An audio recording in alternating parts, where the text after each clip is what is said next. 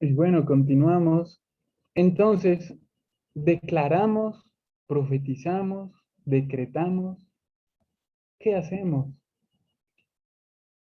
Primero tenemos que entender que este movimiento está centrado en el hombre, exalta al hombre, humaniza a Dios y diviniza al hombre.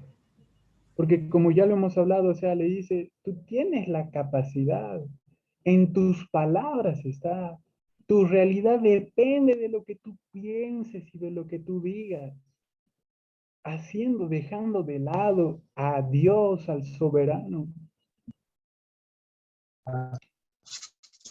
Esto es totalmente una filosofía humana, porque como ya lo hemos dicho, exalta al hombre y deja de lado muchas cosas.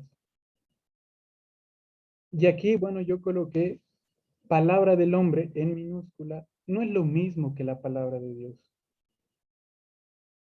Porque al ser Dios, Él es el único que tiene la capacidad de poder crear, de poder decir, como lo hemos leído en Isaías, pero nosotros no. Ahora, como lo habíamos dicho, muchas religiones y sectas salen de sueños. El sueño sustituye a Dios. Esas prédicas con este tipo de confesión positiva sustituyen la revelación de la palabra.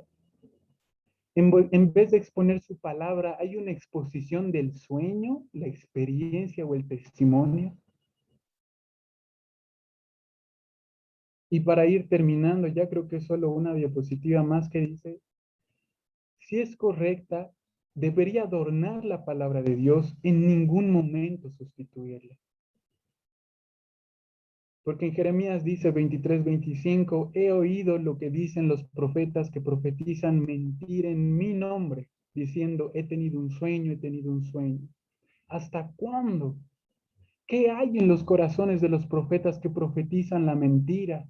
De los profetas que proclaman el engaño en su corazón, que tratan de que mi pueblo se olvide de mi nombre con los sueños que se cuentan unos a otros, tal como sus padres olvidaron mi nombre a causa de Baal. El profeta que tenga un sueño, que cuente su sueño, pero que el que tenga mi palabra, que hable mi palabra con fidelidad. Porque ¿qué tiene que ver la paja con el grano? Declara el Señor. Y me gustaría una vez más repetir, pero el que tenga mi palabra, que hable mi palabra con fidelidad.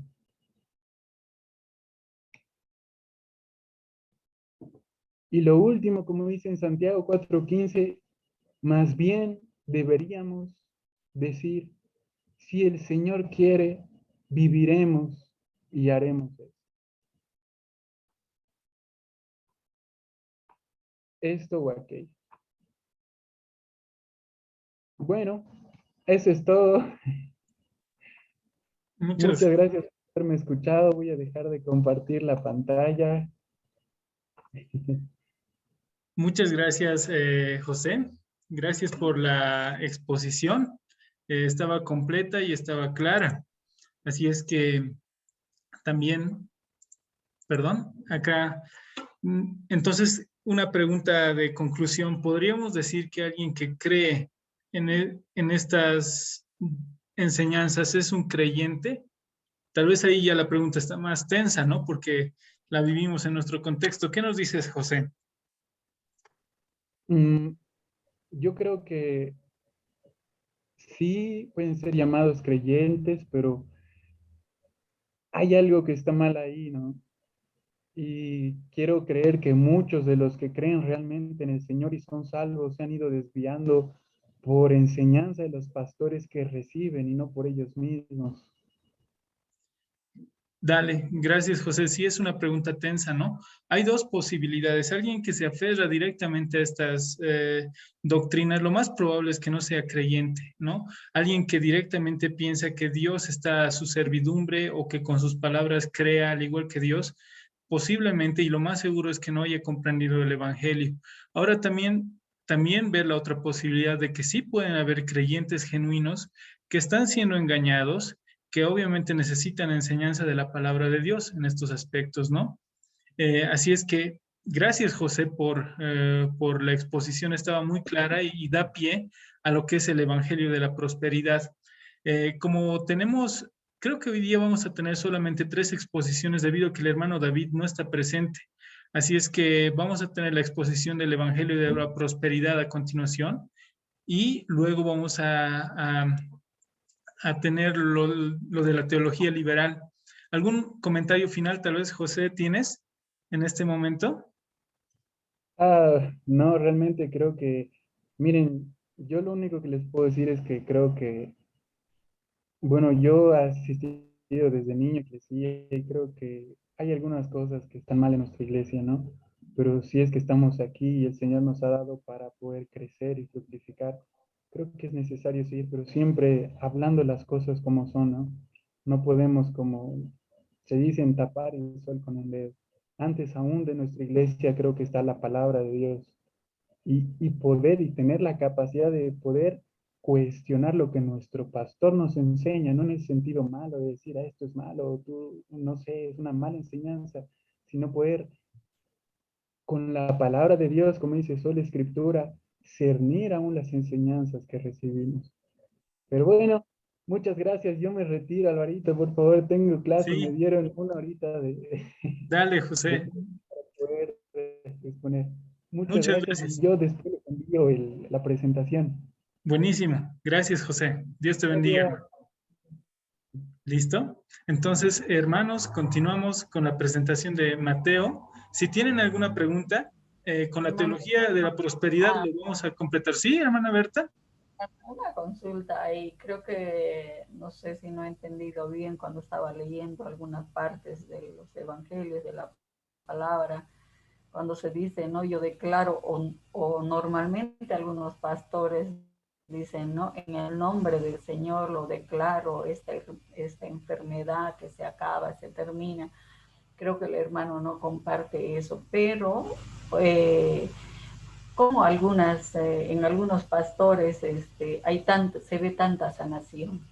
Por ejemplo, la otra vez yo consultaba de este pastor que es de África, creo, de Joshua. No he visto parecido al pastor Cash Luna que hace las noches de gloria, cualquier cantidad de sanaciones increíbles, pero siempre lo declara, ¿no? En el nombre del Señor, la palabra del Señor tiene poder.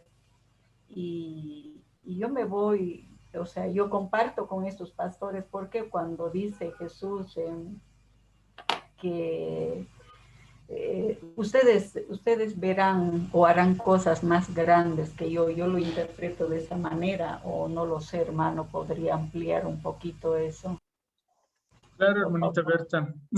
Lo que podemos hacer es, miren, para restringir el tema del tiempo, el hermano Mateo puede exponer porque va muy casado los temas. No sé si la hermana Vivian también tiene alguna pregunta, puede soltarla y luego finalizando la exposición la No, respondemos.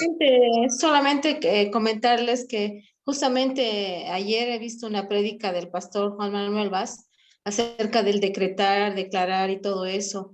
Y también hay unas prédicas del pastor John MacArthur y del el pastor Paul Washer que les invitaría a ver para ver que realmente esta doctrina del declarar, del decretar, no es bíblica. Entonces a veces estamos mal guiados quizás por algún error, pero realmente no es bíblico, porque como decía el pastor Juan Manuel Vaz, ¿quiénes nos creemos para declarar? El único que puede decretar, el único que puede hacer su voluntad es Dios. Eso quería decir. Gracias, hermanita Vivian, por el comentario, ¿no? Y sí, digamos, brevemente, tal vez respondiendo a la pregunta, cuando Jesús dijo, mayores cosas harán que yo, podemos ver eso en el sentido de que, si se dan cuenta, Jesús predicó el Evangelio en un lugar em, restrictivo, ¿no? Solamente a los judíos. pero ya los discípulos alcanzaron las naciones, ¿no? Para él fue creciendo la iglesia. No se refiere tanto a que nosotros mayores milagros que él vamos a hacer, ¿no? Porque nadie se compara a Cristo en ese sentido. Ahora de los otros pastores habría que ver, porque hay muchos supuestos milagros también, ¿no? Que más se llevan por las experiencias. Ahora con esto no quiero decir que no creamos que Dios puede obrar en sanidad. Puede obrar en sanidad y lo afirmo ahora firmemente, pero de acuerdo a su voluntad, y a nosotros nos compete decir, Señor, hágase tu voluntad, y si Él quiere, se va a sanar. Y mayormente estas personas que aluden a sanaciones como Joshua o bien Cash Luna, no tienen doctrinas del Evangelio correctas, ¿no? Tal vez como una parte. Dejemos a Mateo. ¿Qué nos dices, Mateo? Y en base a eso, continuamos con nuestras preguntas.